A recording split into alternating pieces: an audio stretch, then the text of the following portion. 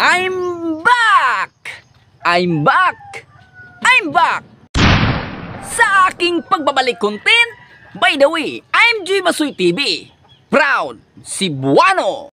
Si Joy Masoy TV ay nagbabalik.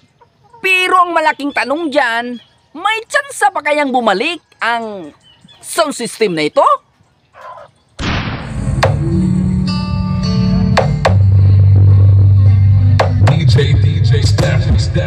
Ito ay si GTR Disco Mobile. Daghan ba yung gimingaw aning sauna ng mga Cebuano? Itong si GTR Disco Mobile ang kauna-unahang mobile sound system na dumating dito sa Cebu na naka-MCB box. At itong sound system na ito ay siya rin ang bumasag sa tinatawag na Cebu Style Setup. At dahil rin sa sound system na ito ay naging MCB lovers na rin ang karamihan ng mga sound system dito sa Cebu. At ito yung pinakaunang setup nila na naka-MCB. At gumagamit lamang sila dito ng D18 inches speaker. At sila rin ang kauna-unahang gumamit ng D24 inches speaker na sound system dito sa Cebu. Astig!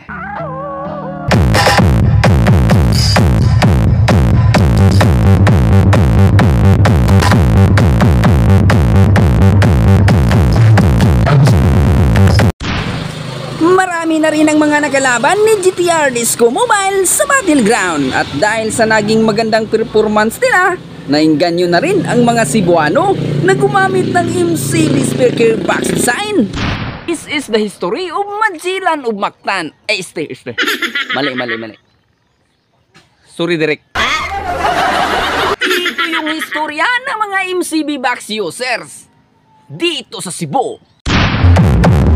Nagsimula ang kanilang era sa taong 2014 at nagtatapos ang kanilang serbisyo sa taong 2020.